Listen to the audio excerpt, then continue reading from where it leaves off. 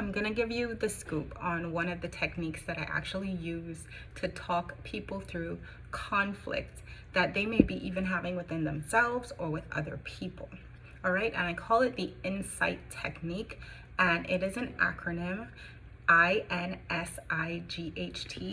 and the in is the inner feeling that's happening within you, and then S-I-G-H-T is what we're gonna break down, and that is how you're gonna be able to talk through or write through what it is that you are feeling. So think of a conflict that you are having. This could be a conflict with a person, or it can be an actual internal conflict within yourself. It could be a conflict that you're having with a situation, not necessarily with an individual, but with a situation, right? So S is for situation. What exactly is happening? Define what is happening. And that may sound crazy, and it might sound like, duh, what do you mean define what's happening? Of course I know what's happening. But if you stop and you take the time to actually think it through, and better yet, write it through, you're going to see that a lot more is happening than meets the eye. But in the time when we are so caught up in what's going on, and we're so caught up in our emotions, and we're frustrated, or we're angry, and we're feeling all the feelings all at the same time, it's hard to think clearly, and it's hard to think it through. So when you define exactly what is happening, exactly what that situation is, it now gives you a more objective view where you are able to pull yourself out of it and just see the situation for what it is, not as your feelings are dictating it is. Because sometimes, if we're honest, our feelings are allowing us to turn a situation into something that it's not. And what I really want to help you get to is defining what is really happening and not allowing what is happening to define you in that moment or in your life in general, right? So S is for situation. The I is for the I factor. So once you have figured out what's happening in the situation, now we're gonna look at what is happening inside me as a result of that situation. How do I see myself in this situation? Do I see myself as one who is powerful to make change in this situation? Do I see myself as a victim? Do I see myself as an innocent bystander? How do I see myself? How is this situation affecting me? How is this situation making me feel? Do I have to feel this way? Do I have control over how this situation is affecting me?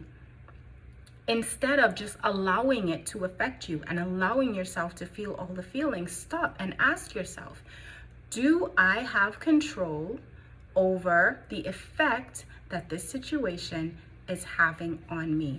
And 9 times out of 10, the answer is absolutely 100% yes. You absolutely do have control. G is for the goal.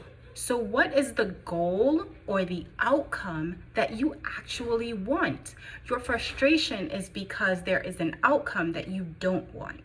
So what is the goal or the outcome that you actually do want? And I call this articulating the dream. This is something that we also address in the A-list assignment. So articulate, speak out, or write out what is the goal that you actually want from this situation that's not happening. What is the thing that's not happening that you want to happen in this situation? The H is for how. How can you make changes? What strategy can you employ to make changes? And this is just where you brainstorm. Don't judge and say, well, oh, we could do this, but that'll never happen because so-and-so will never agree to it, or it's impossible for X, Y, and Z to happen. Look at a few different ways that you can address the situation, because this is now in your arsenal, and this is something that you can use going forward when you're having the discussions with the relevant people, or even when you have time to sit with yourself and actually address the situation. This is not an exercise that you do in the heat of the moment. This is an exercise you do when you have that personal time with yourself. And that's something I'm also going to talk about in another video. Every woman needs to have appointments with herself, where she is evaluating her thoughts, her feelings, her emotions, her dreams, her goals. If you are not doing this, life is just gonna flood you with all these different things, and you're going to feel out of control. You're going to feel overwhelmed. So this is an essential part of your self-care. This is an essential part of your personal care journey.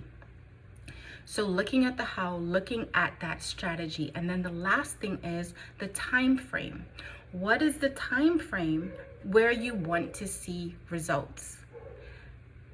I'm going to be honest. We, of course, would love for things to be resolved immediately, right? That doesn't always happen. That doesn't always happen. So what is the time frame where you want to see results, or what is the time frame in which you want to take action on making the necessary tweaks and changes or conversations or whatever it is that needs to happen so that you can address this issue? This is something that you can do, like I said, in that personal one-on-one time that you are having with yourself, in your journal. Write this down. S-I-G-H-T. It is situation, the I factor, the goal, how you're going to make changes, and then what is the time frame that you're going to make those changes in, or have the conversation that you need to have in order to turn that situation around. I really hope this helps. If you have employed this in any way, even if just one of these is helpful for you, tell me in the comments below. I would love to hear from you. And if you actually sit down and implement this whole thing and you have an aha moment, I would love to hear from you. I'm going to put all my contact information in the description box, and you can send me an email or you can comment down below. There are other resources available for you in the description box, as well as any other information like my book, which I don't even talk about. I don't know why I don't talk about this, but I also have a book. So make sure that you check all the different links. The book is actually about goal setting, and it is the work that you do before you create your vision board. Your vision board should actually be the last step, and I'm going to talk about that in another video as well. So if you found this helpful, please like and leave me a comment. Like I said, I would love to hear from you, and subscribe for more. I hope this helps. Blessings on your journey, and I will talk to you very soon.